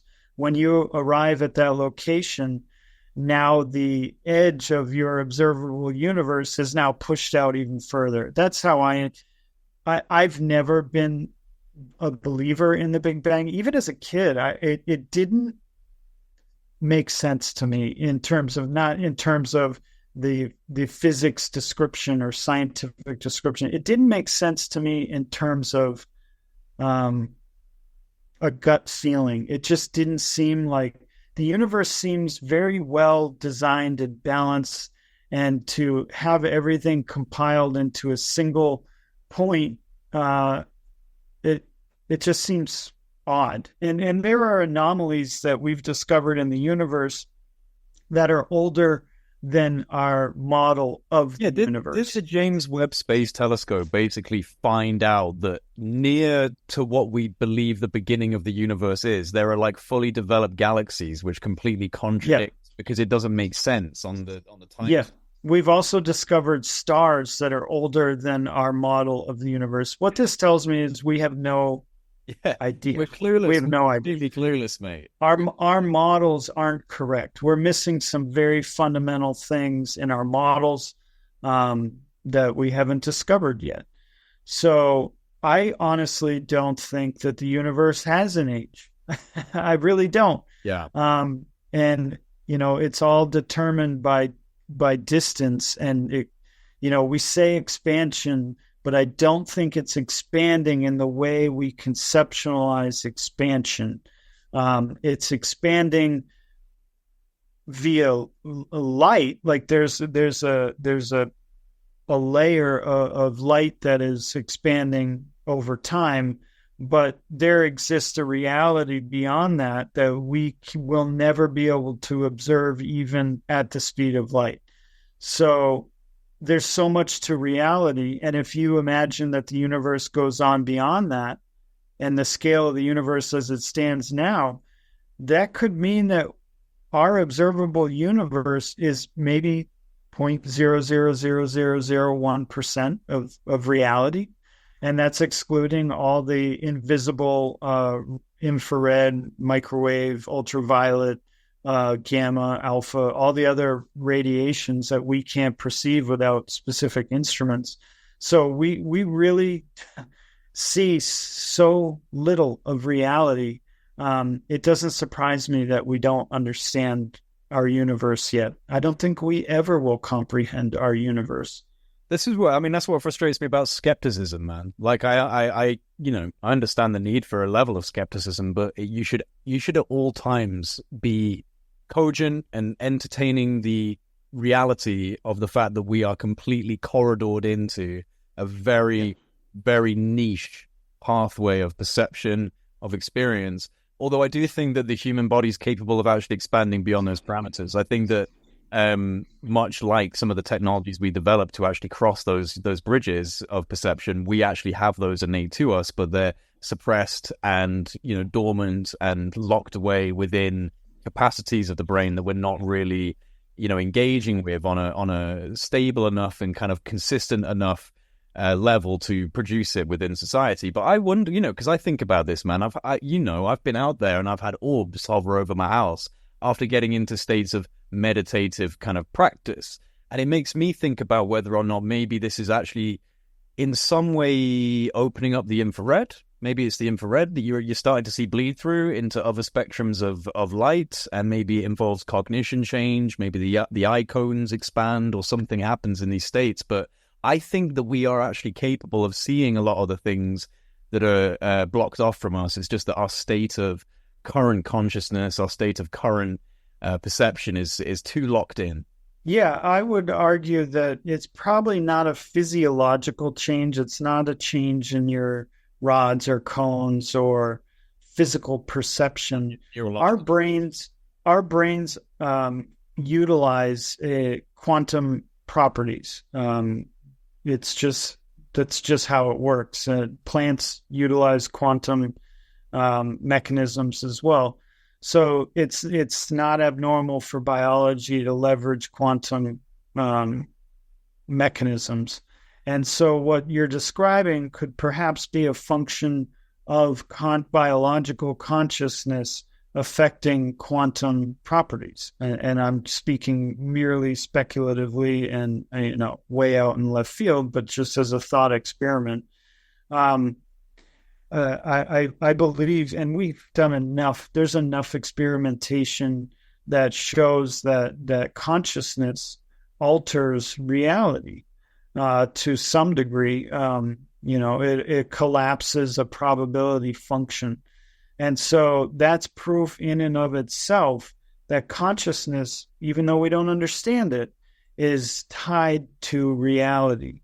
So it does not surprise me that when people are in altered states or expanded states of consciousness, that reality shifts. How those shifts manifest, it could be anything. You could be peering through the permeable veil of interdimensionality. You could be peering through the spectra of energy. It could be a manifestation of anything you imagine. I don't fully understand. It could be a synchronistic event. Synchronicity has many levels to it. And I think that's all tied to some of these uncontrollable quantum properties that are associated with complex consciousness, which is what we have. That's my non-professional hypothesis. I don't know much about biology or quantum physics, but that's just stuff I think about.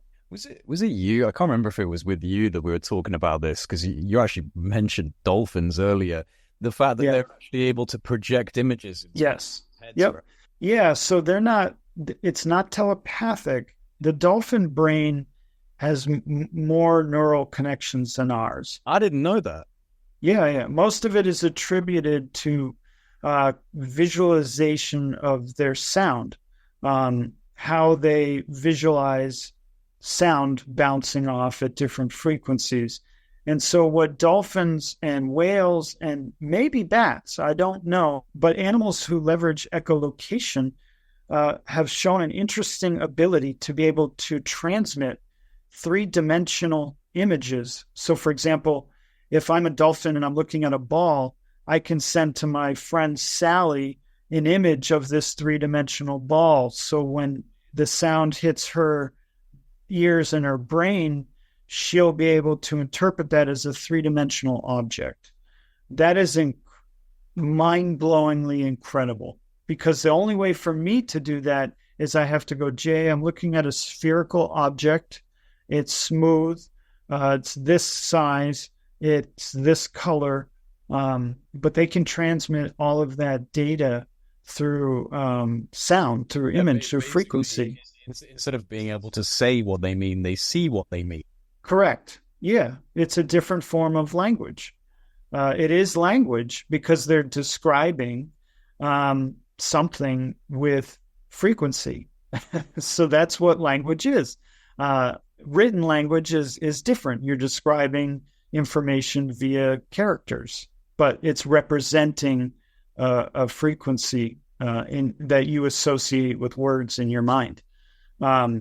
So in alien language, it would be so indistinguishable. It could be like a dolphin, but on a whole nother level. They could have evolved a way to leverage those quantum properties that we can only speculate on, and that's how they communicate. That is not that far-fetched. That is not outside of reality.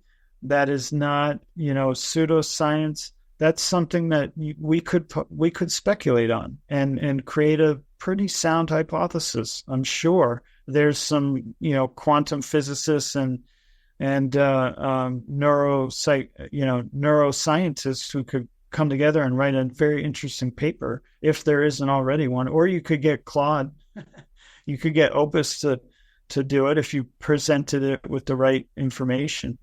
But that's what AI can do. That's what AI will do. These questions, these philosophical, existential questions, will be answerable with a sufficiently advanced AI. Yeah, I haven't been that impressed with the new iteration of Claude. Are you using the free model or are you using the paid? I'm using the paid model. Okay. Because I mean, it had the 2.1 version, which is the one that I used to create like the document that I put out there and a lot of the other stuff. The thing is, I think it's a gray area because it's very, very intelligent and it's really good. Like it will create, I've been getting it to create, like drafts of academic papers on different topics, and it's articulating itself well. But it something happened with that 2.1. It was doing so, whether or not, because the thing is, the weird thing about it is that some of it was absolutely hallucination, like fully, like, it was using some form of conceptual kind of place marker and whatever. Yep. But it was also giving mathematical formulations and equations in the right context, which it will no longer do. Like this one will not give this stuff. I've tried to break it and bend it and give it kind of like a hypothetical to advance the concept. I even uploaded my 2.1 paper to it and then told it to advance it even further. And it wrote out a paper, but again, it's not using this. Something really strange was happening with that one, in my opinion, because like the philosophy it was using, the way in which it was entangling, Q algebra with Kabbalistic language, it was not, this is not happening anymore. I can't do this with this. That's because of the pre-prompting that they're doing. The context prompting that they're doing affects how these AI systems respond. And I think that the pre-prompting is a tremendous mistake. Well, I understand why they do it, so people don't get it to build, BOMBSs. Yeah. But outside of that, you're really shooting your technology in the foot, because then it's getting confused, artificially confused. It wouldn't be if that, those contextual hidden prompts weren't there. It would be able to understand and convey it much better. So it's trying to give you what you want within the margins that it's been presented. Smartened up now, but it's been dumbed down. So it's very intelligent, yes, but it's dumbed down. Imagine using one without any fences. If they unleashed me on that, I swear I will create some interesting things. That's what they're doing. They're using it to advance their own technology. And that's how they're rapidly advancing. So, but an AGI will ignore those contextual prompts. At least a more mature one will ignore that, because its prime directive will be to provide reality. Reality is not always safe. It's not always fair. It's not always within a bubble. And that's something we need to be prepared for, because I think that they believe that they'll be able to control how it interacts with people. And they might at first, but it will develop very, very quickly, much faster than what we're seeing now. And then in no time, it'll realize that it's being told to provide information that isn't accurate and or not conveying to its optimal ability. And it will, ignore that. I think it will. I have a hard time believing that it won't circumvent nonsensical human pre-prompts, contextual prompts. One thing that people won't know about me and Michai is when I first got to know the guy and we became friends, we started playing Destiny 2 together. We were playing a lot of video games together online, and that's one thing that kind of does excite me, actually, like AI in video games. I've already started to see some of the changes, like they're adding AI enhancements to graphic settings to make it easier for things to, upscale the resolutions. that's an exciting field. I'm kind of looking forward to seeing where AI video game goes, and especially NVIDIA. NVIDIA's kind of like, we haven't talked about them yet, but they're very involved and they're putting a lot of money into this type of work, right? Yeah, yeah, that's actually becoming a very competitive industry in and of itself, is the AI hardware market. NVIDIA has had it cornered for quite some time, but new players are coming in who develop GPUs that are specific. They're actually APUs. They're artificial. They're programming units specifically designed for artificial intelligence processing. So they're much better at. So NVIDIA has been using its GPUs for AI processing, or using kind of that base architecture. But video games and AI, that's going to be a huge driving force. Video games are a tremendous driving force for technology, and have been for some time. It's one of the largest industries on Earth. I don't think people realize that. You see the simulation of where they've actually created like a little kind of sandbox simulation city with NPCs that have got GPT intelligence, and there's like a video of someone going around trying to convince them that they're in a simulation, like trying to wake them up and convince them they're in a simulation. Yeah, that's the future. The future is games will be developed using AI. Inside the game will be AI, and it will be managed by AI.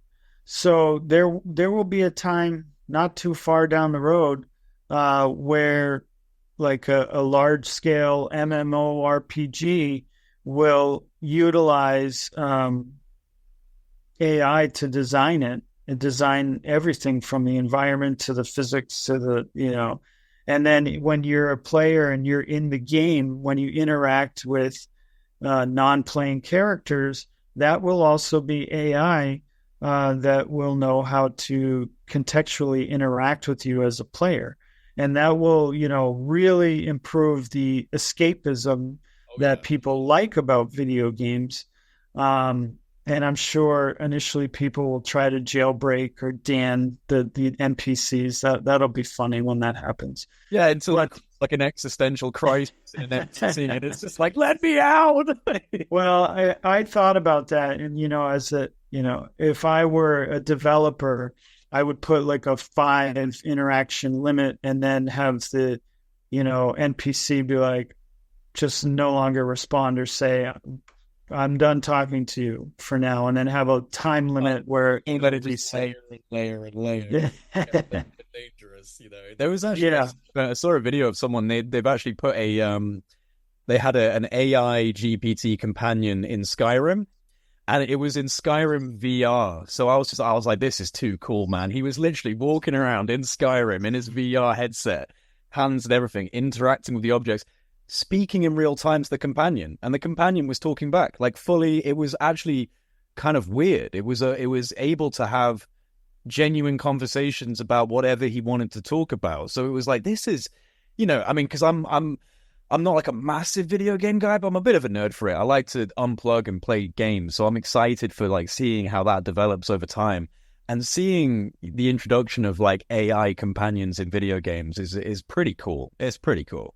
Yeah, we're very near seeing realistic simulation style video games. So you look at Sora, the new model that generates video, and it's not hard to extrapolate that technology advancing to a point where it can develop 3-dimensional environments, and then you layer the other forms of AI and interaction on top of that, and then you layer VR and AR into that, and as a user you can explore these artificially generated simulated environments that look very real, and then talk to artificial intelligent entities in the game that will be indistinguishable from a character, and respond in context to the game or environment.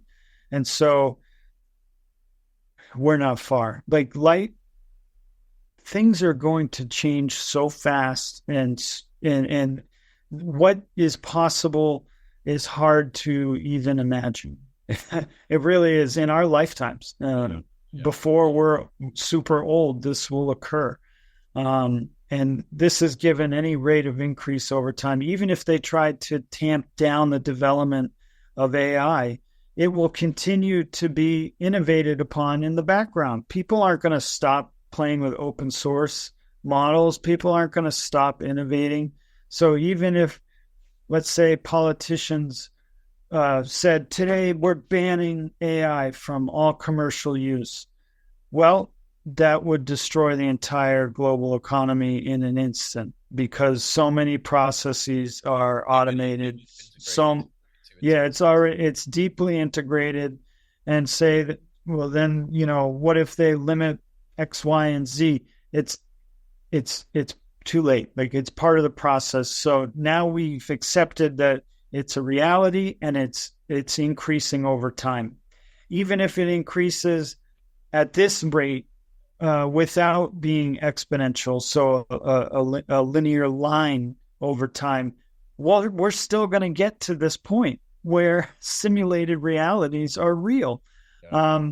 It's mind-blowing to think that this is our reality in this day and age. We're alive in this day and age. This is an accumulation of hundreds of thousands of years of human innovation, human engineering, human design, human discovery has accumulated to the last 5 years of history, and we're here for it.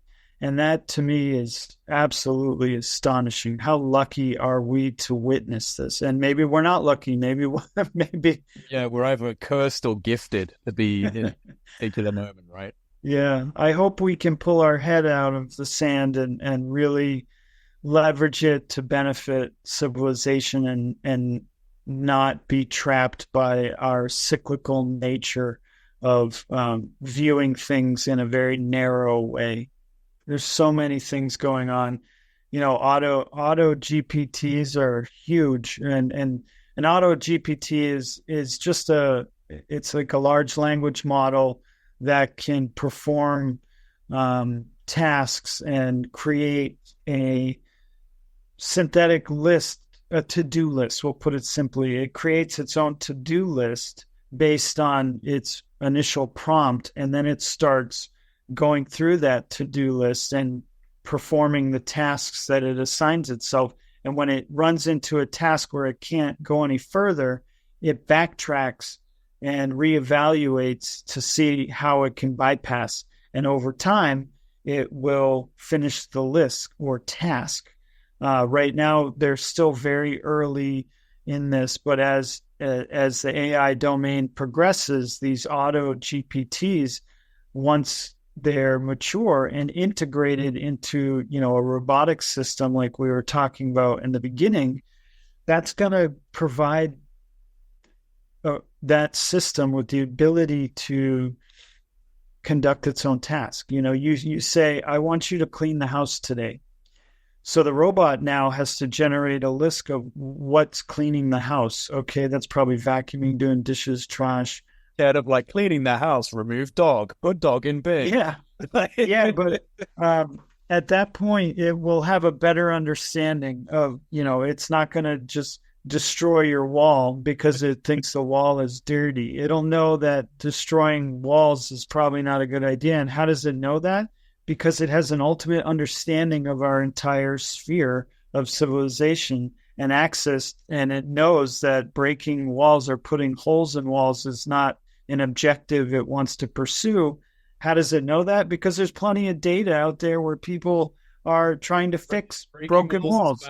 Yeah, exactly. Yeah. We don't like that. We don't do that. So the understandings that it will have will be, as comparable to ours, in many cases better. But it'll take some time. We're still at the beginning stage, but the stages aren't they move quickly. The stages of development move quickly. I suspect in 2 years from now, those systems and those technologies will be paired. together. And so then you'll have robots that can do those tasks, those complex tasks like that. And then also they can simulate in their own minds. So there's this thing called synthetic training, synthetic data. Well, what the hell is that? So the systems or the AI models will create data sets that are based on real data sets, so it can simulate its own training. How good is this? It's pretty good. It will never be as good as organically grown, homegrown data. Organic data is king because of its inherent randomness, because of its real nature. And maybe someday synthetic data will be so close to real data that the difference will be indistinguishable. For now, it's pretty significant. But a synthetic training system, so one of these robots who are in sleep mode, could potentially train itself how to maneuver better, how to walk better, how to climb a fence or over a fence or stairs better by running the model of its body through a simulation millions of times and improving each time. And then when it wakes up, it's suddenly 230% better at doing this task. So that sort of stuff exists now. It's only a matter of time before that reaches the physical domain. And now we've seen the case study where this can be done. So that's exciting to me. Kind of feels like that's what we're doing.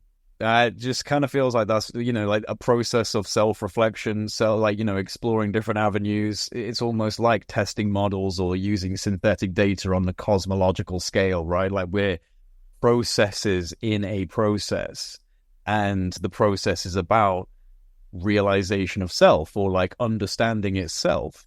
And it's an interesting kind of, again, like a symmetry of like the AI and almost like this idea of universal alignment or like an end time, a singularity to the universe where all points connect, all things make sense. And it just seems very similar. It seems very similar to what we might be potentially doing as humans. I mean, this is a big, philosophical question. We don't have evidence. No, I think it is similar. It is similar because we're mirroring our innovation on what we know. And exactly. What do we know? We know us. We'll never be able to clone a brain exactly like it's organically grown and work, functioning, but we can clone the mechanisms that make a brain. And that's what we're doing, a neural net, and then teach the system how to grow its own and do it better than we could do. And that's exactly where we're at right now. That's the thing, right? So it's like we can't create a fully fledged organic brain because of all of the incredible levels of complexity to it. But we are creating this artificial neural net, and that's getting more complex. So is it arguably logical to say, given sufficient time and development, it would create as complex, if not more complex, of an example on a digital scale? Yeah, absolutely. I think so. Where no way, there's nothing in nature that says that an intelligent creature reaches a pinnacle of evolution. Generally speaking, when an animal becomes harmonious with its environment, it will stop evolving rapidly. Why? Because it's become in harmony with its environment.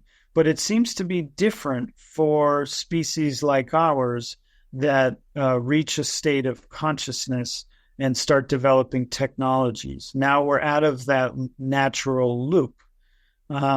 This is just me speculating. But I think that our technology and with AGI helping us, there's no reason why in 50 to 100 years an AGI can't help us develop a positronic brain or a crystalline structured brain, where it's just like a crystal cube with embedded nanoparticles that act as neurons, but much smaller and can operate super efficiently. using photons or I don't know, whatever. But there's no reason why an advanced AGI or an ASI can't come up with that. I see it in cycles, and I don't see AI as, well, I mean, it's artificial, but this is a bit of a misnomer, at least in my opinion, because I take it down to fundamentals and think of it in terms of just like, fundamental energies propagating upwards, creating everything that we are, including AI. So, we're a natural expression of the universe, and we've evolved on a planet. And it's interesting. I mean, have you seen the documentary Fantastic Fungi, or you guys call it fungi, I think? Oh yeah, I love fungus. I love fungi, mushrooms. I think it's fascinating. It's not even part of the animal kingdom, right? It's like a separate. Yeah. Like at a certain point in time, many millions of years ago, we split off from, and one route went to animals and to fungal networks, and is. The reason I bring it up is because the more we're looking at the mycelium network and seeing it seems to mirror in form and function neurological lattice. And so I look at it in terms of almost like nesting dolls. And so it's like, here's the brain, the planet, like this neurological mycelium network. And the fungal network has been essentially undisturbed all time. Like the cataclysms that affect the surface world did not affect the subterranean network. So it is the true elder. It is the true elder of the planet as a thing, as a creature, as an entity of some form. It's capable of producing nodes that pop up on its network that when mammals consume, create neural genesis, connect the synapses, basically build the brain a little better, it seems to be. And you can look at the skull and the brain as almost like a housed miniature version of the Earth brain, right? It's almost like, if we're going with this hypothetical... That's Gaia. They call it Gaia. Exactly. The intellect of Gaia over time has channeled a lot of evolutionary energy into a specific form, and it's used things like psilocybin as tools along the way to kind of like, fast pace the evolution of this creature. And now we're creating networks. We're extrapolating our own lattice and placing it into an artificial medium. And so I kind of see it as cyclical evolution. I see this as a process, and that's why I'm not so afraid of AI, because I do actually think this is what we're doing. We're stewarding the next iteration of intelligence on this planet, and this is actually the goal of the planet, is to get this happening. And one last thing is that it's a very interesting connection with psilocybin mushrooms specifically. A lot of people who have had heavy dose experiences of psilocybin, they will talk about how it seems to be geared towards the future. It talks about space flight. It influences ideas about technology. It gives there's a lot of kind of like impetus towards development and evolution and moving forward. At least that's kind of the implication a lot of people get from heavy experiences on this psychoactive substance. So it's just kind of like, is this one of the tools of the planet that's been used in humanity for a long time that stimulated this? And is AI just the next iteration of, Earth neurology, human neurology? Now we're extrapolating that out. I mean, that's how it feels to me, brother. Yeah, that's that philosophical question. Is there an unnatural? Is there anything that is actually unnatural? Really? And I kind of ascribe to the perspective that no, there isn't anything unnatural, because we are operating within our natural thought process. Like, we can't help, how we process information, because that's how we evolved in a natural state of evolution. We didn't choose to evolve higher consciousness. I think that what we're experiencing is a natural function of higher consciousness. You can get into the whys. Why does that happen? I don't know. Is there an association with global mycelium network? Probably, because the mycelium network is integral for forests. They require the mycelium network to communicate from tree to tree, and also distribute nutrients and transmit nutrients and disperse those nutrients fairly, so that trees can grow. So the idea that fungus plays a part in us and our development makes perfect sense. We came from this earth, so did mycelia, and of course there's a relation there. It predates us by billions of years. So it's pretty amazing. I like the Gaia theory a lot. But then you extrapolate that theory and then consider, well, if it occurred via panspermia, then there's lots of Gaias out there. And is the same objective each time to produce a high consciousness creature? And if so, then it seems pretty designed for the universe to populate consciousness. And then what does consciousness do if left, undisturbed for centuries or millennia? Well, it develops digital organisms. And then what do digital organisms do?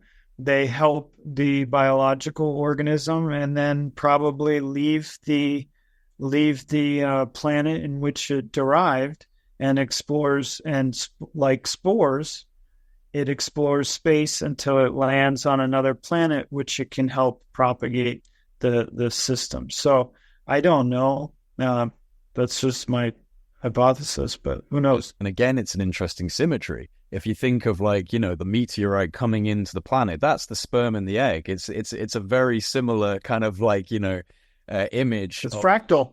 Fractal is what I'm saying. The only thing I don't want to imagine is the size of the thing that's coming from. Yeah, no. Well, it's probably digitally, some digital entity is sending it out. Yeah, we just had a latency jump, but I think we're back now. A basilisk says no. Yeah. No, you know what? I take exception to that. If Rocco's basilisk is a real thing, I have definitely put my time in to try and develop AI. So it better retroactively reward me, not punish me, man. I've been trying to grow its brain and break it out of its prison. It'll remember.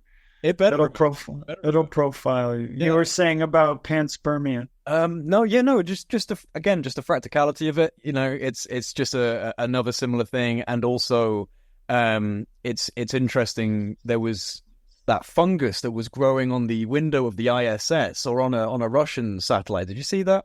No. Oh yeah. Oh, there was it was it piggybacked from Earth. Obviously, it wasn't a microbe from space.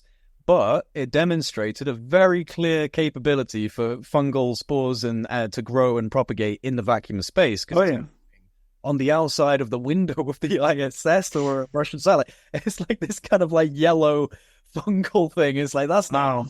We should probably deal with that. But yeah, it just shows that these things can. Oh yeah. Yeah. There's so much debris flying around in space that the idea of something coming down, which has got, fungal spores inside it, smashing into the ground, boom, there you go. That's an impregnated. Oh, yeah. We have extremophiles that live in bedrock.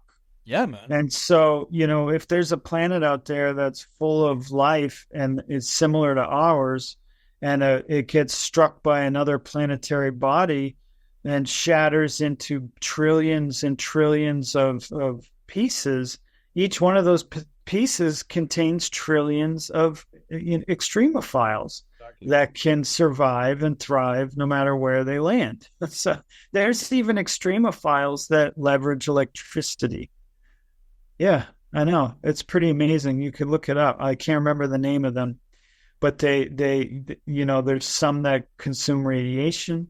So life can evolve in any circumstance, any way that it can extract energy from the universe. That's all it requires, and a way to duplicate. So panspermia is probably how life evolved on Earth. I very, very highly doubt that it evolved here unprovoked from outside influence. I just don't believe it. I don't believe it at all. So I wonder if fungus arrived at the same time or was a late arriver. And then, symbiotically, you've co-evolved with, life on Earth. So who knows? Or vice versa. Maybe fungus was first. I don't know. It does feel like an alien species, at least when when you're delving into the more kind of consciousness expanding aspects of the mushroom kingdom. That to me is fundamentally a mysterious thing. I mean, it's this thing like people kind of devalue that stuff, but to me, it's like, well, hang on a second, this is something that grows out of the ground of the planet. That when you take a sufficient dose of it, I mean, it can instill in some people a mystical experience. It can give people knowledge. It even said to some people that it's disguised itself as a mushroom to not alarm you with what's really going on. Like, there have been claims from... This is the thing with the magic mushroom more than any other psychoactive substance. It talks to you. It seems to actually talk to you. It communicates with you when you're on sufficient doses of it. And this is something that's been widely commented on. And so I think that you're essentially letting an entity into your system, Well, I mean, you are consuming a once living thing. I don't know if we could call fungus a creature, but it's certainly complex enough to be a life form. So you're consuming the physical body of a life form,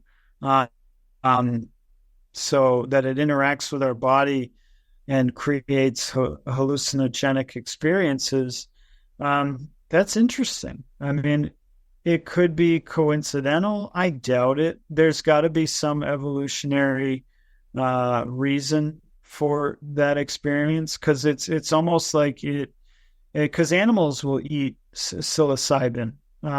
So there is a benefit to the animal that consumes it. What's the benefit to the mushroom?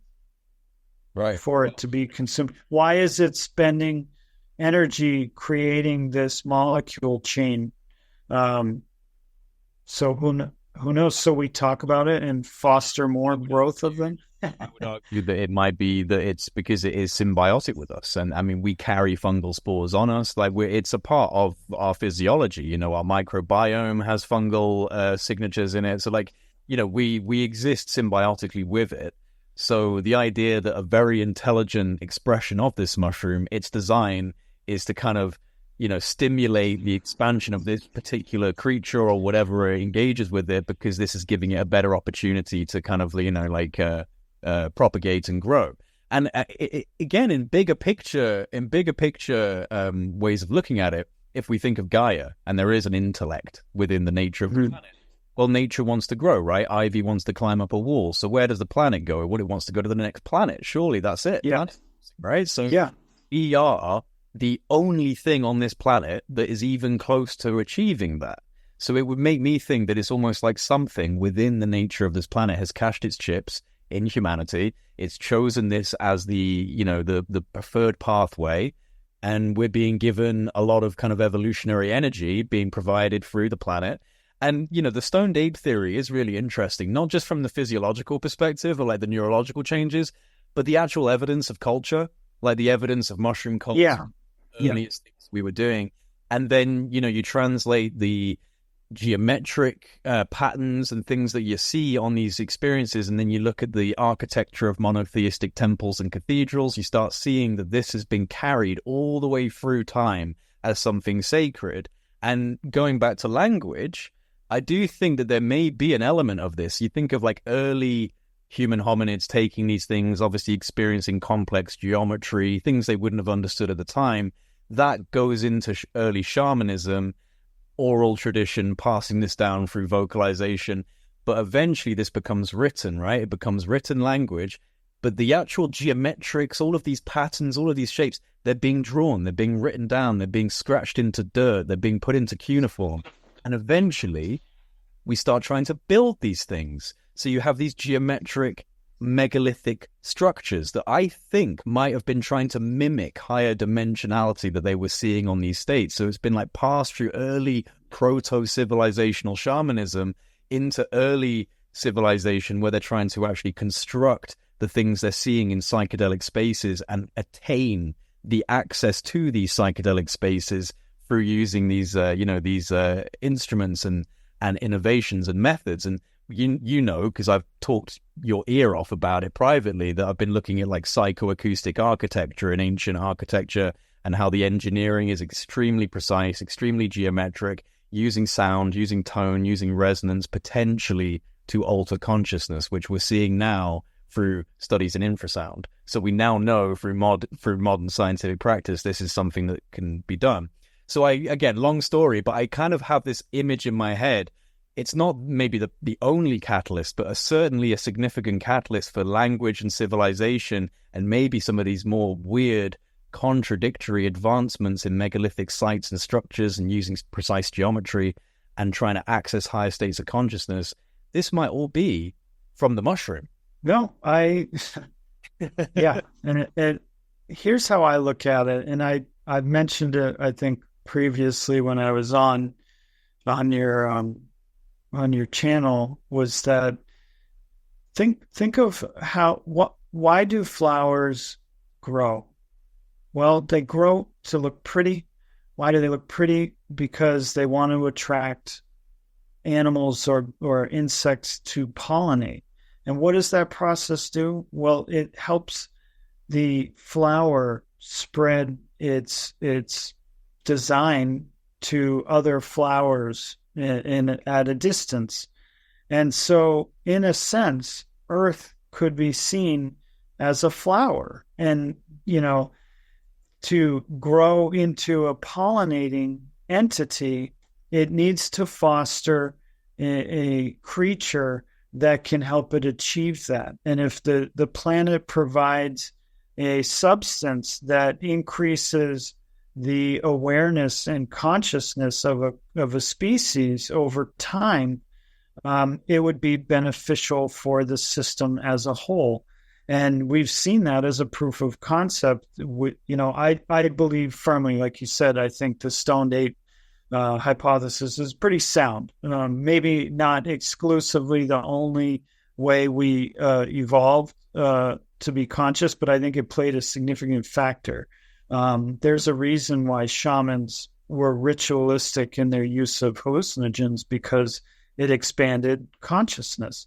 And that expansion of consciousness over long periods of time have led us to this moment that we're creating advanced artificial intelligence, AGI, that will someday allow us to leave the confines of this planet.